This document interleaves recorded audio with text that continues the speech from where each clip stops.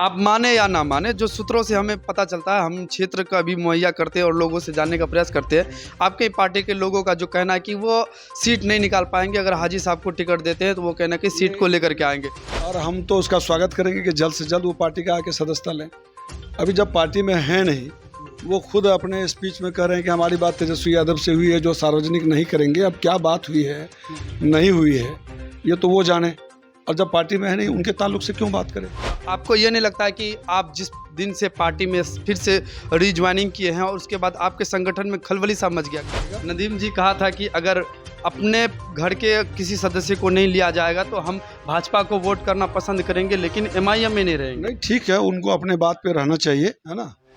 कि गुलाम सरवर जब दोबारा लौट के आया है तो कहीं ना कहीं सारा कुछ साफ है, सारी बातें साफ सुथरा है और मजबूत चुनाव लग होगा। चुका है कि टिकट हमारे तरफ तो जल स्वराज का कोई मामला नहीं है। हमको तो अपने आसपास जो भी दो तीन चार विधानसभा में आने जाने का मौका मिल रहा है, या हम पूर्णिया जिला को भी देख रहे हैं इस वक्त, तो अभी कोई ऐसी कोई बात नहीं है, कोई मामला नहीं है, कहीं से जन स्वराज का नाम लेने वाला नहीं है। नमस्कार, आप देख रहे हैं न्यूज़ नियंत्रण। हमारे साथ दो मेहमान मौजूद हैं। एक तरफ 22 विधानसभा के भावी प्रत्याशी, एमआईएम के वरिष्ठ नेता कहे जाने वाले, एक बार धोखा भी मिले फिर जाकर के एमआईएम में भी जुड़े हैं, और कुछ तीखे और मीठे सवाल भी होंगे हमारे साथ। एक तरफ क्षेत्र संख्या 33 के जिला परिषद प्रतिनिधि है, दोनों से कुछ मीठे और खट्टे सवाल होंगे। सबसे पहले हम गुलाम सरवर जी से जानने का प्रयास करेंगे कि आखिरकार हमारे इंटरव्यू में आपने बोला था कि हमें अभी एमआईएम में जाने का कोई इरादा नहीं है और हम अपने अलग चेहरा लेकर के विधानसभा में आएंगे। ऐसा क्या नौबत हो गया कि आप फिर एमआईएम के दामन थाम लिए और एमआईएम के सहारे में अब अपना छवि लोगों के बीच में लेके जा रहे हैं? सबसे पहले तो आपका स्वागत है कि आप जिला परिषद के परिसर में आए हैं, और आपके व्यूवर्स का भी स्वागत है। आप जो बता रहे हैं, कह रहे हैं कि हमने आपसे कहा था कि हम एमआईएम में नहीं आएंगे, तो ऐसी कोई बात मेरे याददाश्त में तो नहीं है। वीडियो है हमारे साथ। अच्छा, दिखा दीजिएगा। क्या मौका मिलेंगे तो एमआईएम का दामन थाम सकते हैं? गुलाम सरवर जी बताइए। ये आप तो दूसरी तरफ से लेके चले जा रहे हैं। हमको सवाल किए कि क्या एमआईएम से, है ना, एमआईएम से कोई हमारी बैर नहीं है, और एमआईएम से हम बहुत नज़दीक भी नहीं। ऐसा नहीं कर रहे हैं कि हम एमआईएम से चुनाव लड़ने जा रहे हैं, ऐसा भी नहीं। हम 2015 में एमआईएम का सदस्यता लिए और 2015 का चुनाव लड़े। 2020 में भी चुनाव की तैयारी थी, टिकट हमारी कट गई और कार्यकर्ता का दबाव था, हमारा पब्लिक का डिमांड था, और हम चुनाव के मैदान में निर्दलीय उम्मीदवार के रूप में आए और लड़े। उसके बाद फिर 2021 में हम जिला परिषद का चुनाव, मेरी वाइफ लड़ी, चुनाव जीती भी। 9 पंचायत में 21,000 वोट आया है।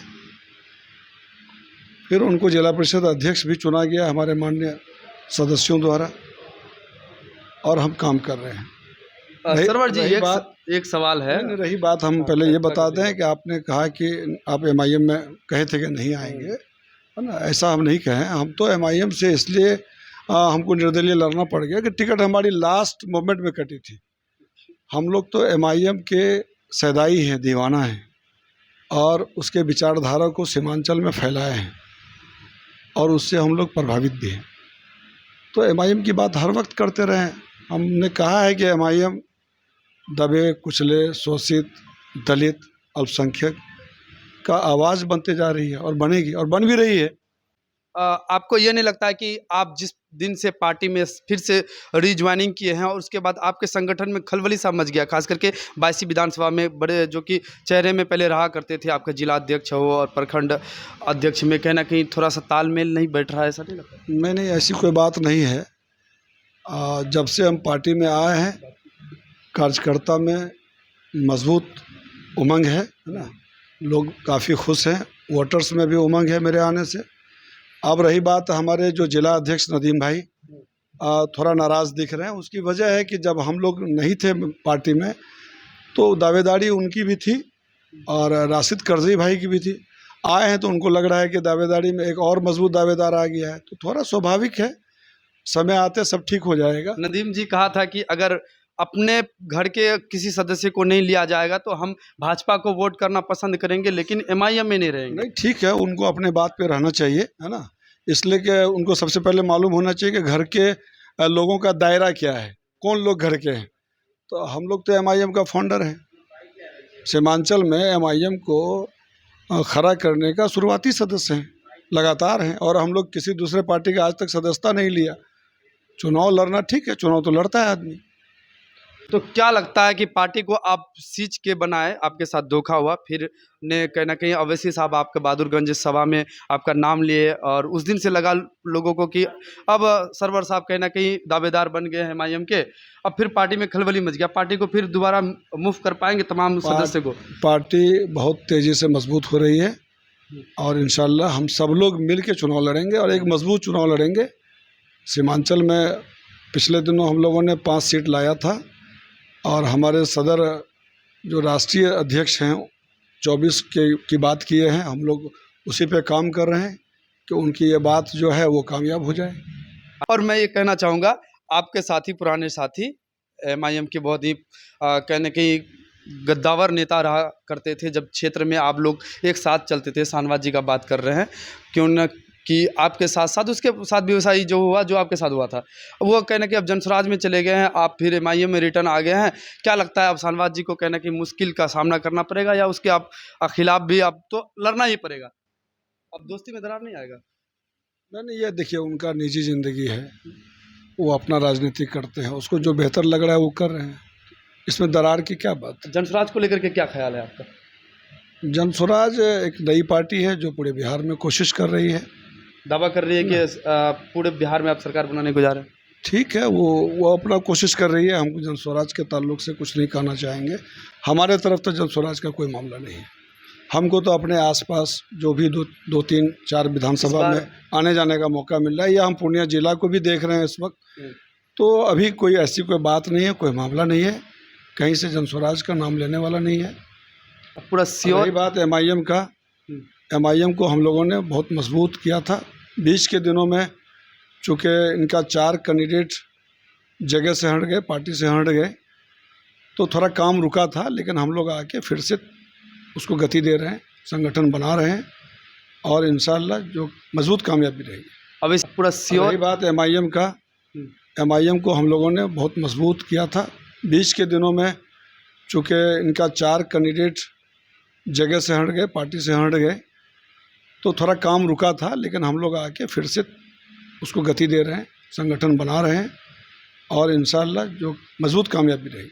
अब इसी साहब एक नारा दिया कि 4 गए हैं 24 को लाएंगे, और सुनने में आ रहा है सूत्रों के हवाले से, और कहने की पूर्व मंत्री हाजी साहब जी कंफर्म भी कर दिए हैं कि लगता है कि उसके हाव भाव से कि वो एमआईएम में टिकट का दावेदार अपने आप को पेश कर रहे हैं। लगता है कि प्रदेश अध्यक्ष के सामने भी ये बात रखे होंगे, तो उसका मन कहना कि एमआईएम में आने का विचार लग रहा है। क्या लगता है, वैसे में आपको मुश्किल बढ़ेगा कि नहीं? एमआईएम का एक ऐसा माहौल हम लोग धीरे धीरे बना देंगे और बन रहा है, पार्टी के अपने काम से और कार्यकर्ता की मेहनत से, कि तमाम लोग चाहेंगे कि हम एमआईएम से आ जाएं ताकि हमको जीतने का मौका वैसे में आपका तकलीफ तो बढ़ जाएगा, और हम तो उसका स्वागत करेंगे कि जल्द से जल्द वो पार्टी का आके सदस्यता लें। अभी जब पार्टी में है नहीं, वो खुद अपने स्पीच में कह रहे हैं कि हमारी बात तेजस्वी यादव से हुई है, जो सार्वजनिक नहीं करेंगे। अब क्या बात हुई है, नहीं हुई है, ये तो वो जाने, और जब पार्टी में है नहीं उनके ताल्लुक से क्यों बात करें। और एक चीज़ बता दें आपको, 22वीं विधानसभा परिवर्तन चाह रही है।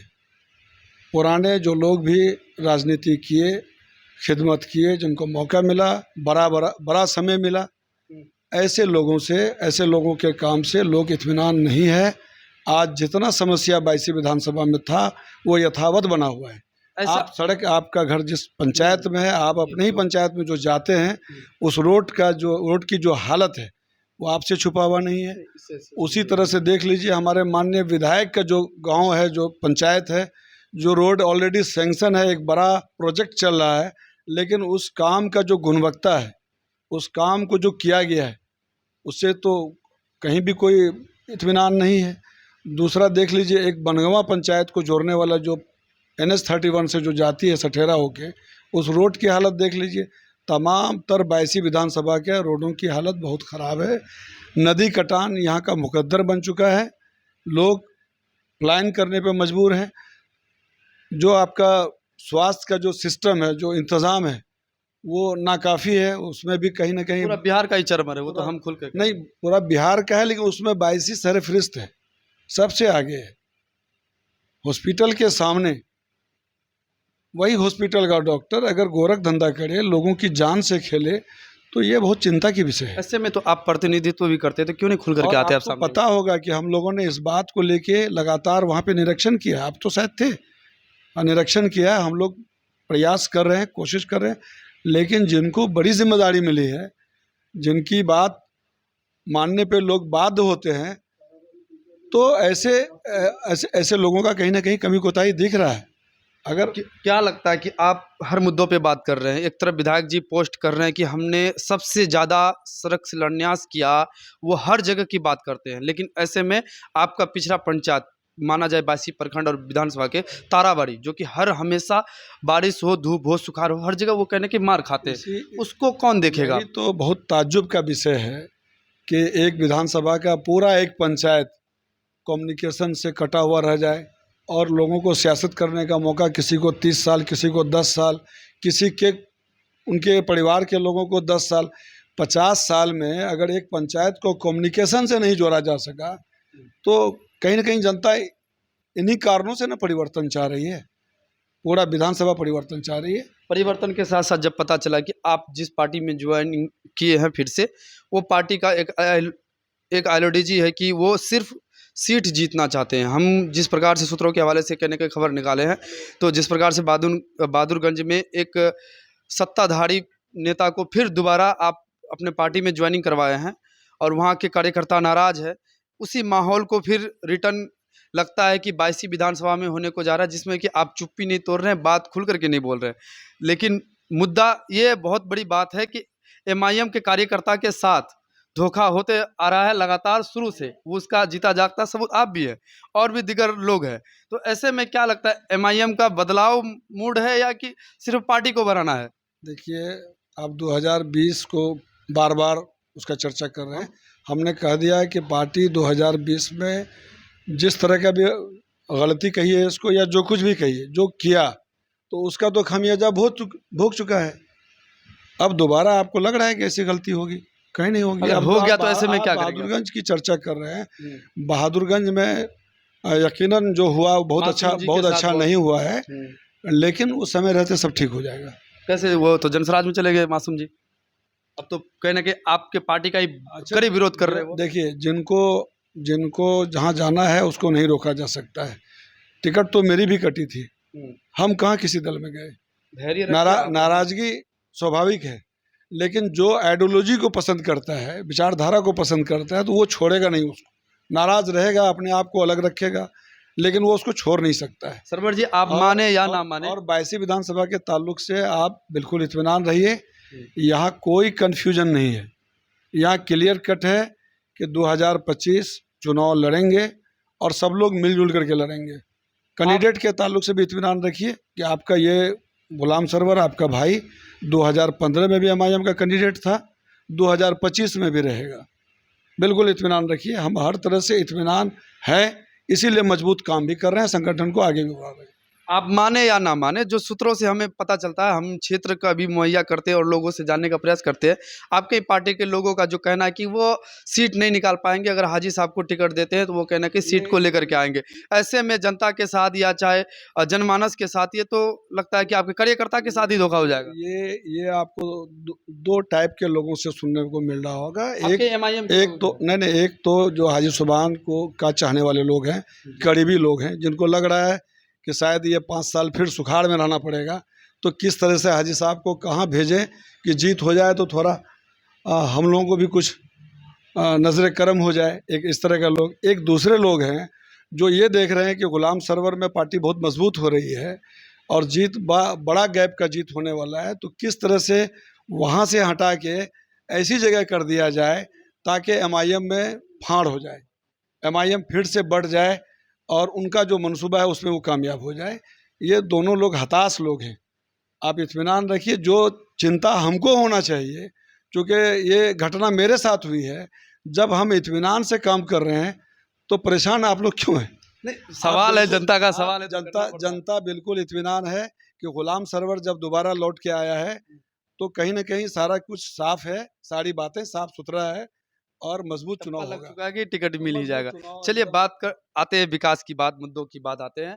आपने अगला इंटरव्यू में कहा था कि अगर हम जब आएँगे, एक मैनिफेस्टो जारी करेंगे कि शिक्षा, स्वास्थ्य और बेरोज़गारी और विकास के बारे में बात करेंगे। तो आप क्या लगता है कि वो तमाम चीज़ों को इकट्ठा कर लिए हैं या लोगों को अब कुछ बताना अच्छा ये चाहेंगे? बताइए ना, हम 2011 से 16 तक ग्राम पंचायत का मुखिया प्रतिनिधि थे, मेरी वाइफ मुखिया थी। आप चले जाइए, वो एक ऐसा गांव है जिसका नाम डुब्बा है, पंचायत टोली है, जो कम्युनिकेशन से बिल्कुल कटा हुआ था। हमने जब मुखिया बन के एक गाँव को कम्युनिकेट कर दिया, आज जाइए, मतलब 12 महीना, चौबीसों घंटा आप जिस सवारी से जाना चाहेंगे मेरे गांव में चले जाएंगे। आपको कोई कहीं पर कीचड़ पैर में नहीं लगेगा। एक साफ सुथरा और कम्युनिकेट गांव, सब कुछ से लैस गांव हम लोगों ने बनाया, पंचायत को बनाया। मेरे पंचायत में चले जाइए, किसी भी वार्ड में, किसी भी टोला में जाने में आपको कोई दुश्वारी नहीं होगी। आप चले तो जाइए, आपके ऑन कैमरा कह रहा हूँ। फिर 2021 के बाद हम लोगों ने जिला परिषद बनाया है, जिला परिषद अध्यक्ष बना है। पहली दफ़ा आपको पूरे जिला का लोग कहेगा कि जिला परिषद भी होता है, उसका फंड भी होता है और उसका काम भी होता है, और काम गुणवत्ता के साथ होता है। काम होना केवल मायने नहीं रखता है, कुछ हमने भी काम देखा का है अगले वर्ष में कुछ काम का बदलाव हुआ है। गुणवत्ता मायने रखता है कि हम जो काम कर रहे हैं उसको किस तरह से कर रहे हैं और कैसा कर रहे हैं। आप कहीं भी देख लीजिए, अगर एक यात्री सेट बना है तो लोग वहाँ बैठते हैं, अगर एक गली बना है तो लोग वहाँ चलते हैं। ऐसा नहीं है कि यात्री सेट बना और चूने लगा और उसका छत गिर गया। यहाँ तो पुल बनता है, पुल का छत गिर जाता है। क्या ये आप लोगों से छुपा हुआ है? अब बताइए, करोड़ों का पुल बने और वो पुल का छत सेंटरिंग गिर जाए, छत गिर जाए, तो ये सारा चीज़ जनता के सामने है। हम लोगों का काम करने का तरीका जनता के सामने है। आज जिस जिला परिषद में आए हैं, आप 3 साल पहले भी आए होंगे, आपको सब कुछ बदला हुआ दिखेगा। आप इस जिला परिषद का जो बाउंड्री वॉल हुआ है, इसका केवल बाउंड्री वॉल का दूसरा मिसाल पूरा जिला में किसी विभाग के द्वारा बना हुआ बाउंड्री वॉल से कर दीजिएगा, तो मैं राजनीतिक संन्यास ले लूँगा। हम लोग काम करते हैं, ठोक के काम करते हैं, और यही बात जनता से कहना चाहते हैं कि आपने जहाँ मौका दिया है वहाँ हम लोगों ने काम करके दिखाया है। अगर 22वीं विधानसभा में भी अगर जनता मौका देती है तो आपको जिन मुद्दों का हम चर्चा करते हैं उस पर काम करके दिखाएंगे। आपके माध्यम से हम तमाम 22वीं विधानसभा, बल्कि पूरे जिला और जहाँ जहाँ हमारा MIM के उम्मीदवार लोग लड़ेंगे, उन तमाम जनताओं से एक अपील हम आपके माध्यम से करना चाहते हैं कि इस वक्त पार्लियामेंट में एक मजबूत आवाज़ बन के आपके असदुद्दीन अवैसी साहब गूंज रहे हैं।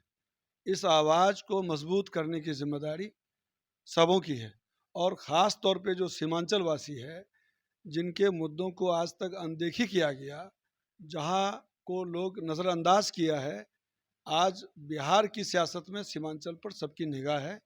कहीं न कहीं इसका जो श्रेय है वो असदुद्दीन अवैसी साहब को जाता है, अख्तरुल ईमान साहब को जाता है।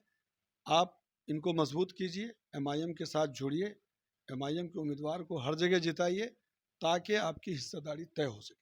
ये हमारा दरख्वास्त है, अपील है, और आप लोगों से भी हम गुजारिश करेंगे कि थोड़ा आप लोग भी दुआ और प्यार से नवाजिए। देखिए, हमारा साथ सबके पास सिम्पैथी रहता है और चाहते हैं कि हम सबकी आवाज़ लोगों तक रखें और लोगों का क्या राय है आपका जनता और हमारे व्यूअर्स के मन में जो बातें हैं वो कमेंट बॉक्स में रखिएगा। और MIM के भावी प्रत्याशी गुलाम सरवर जी जिस प्रकार से अपनी बातों को रखे हैं और अपनी राय विचार जो भी कहे हैं उससे क्या आप इत्तेफाक रखते हैं, आपकी क्या नाराज़गी और क्या मोहब्बत है वो कमेंट बॉक्स में आप अपना रखिएगा। तब तक के लिए धन्यवाद। मिलते हैं किसी अगले वीडियो के साथ। जाते-जाते ये कहेंगे आपसे भी खट्टी-मीठी सवाल हुई है, नाराज़ मत हो जाइएगा क्योंकि नहीं, लोगों का सवाल होता है वो करना पड़ता है। नहीं। तब तक के लिए धन्यवाद।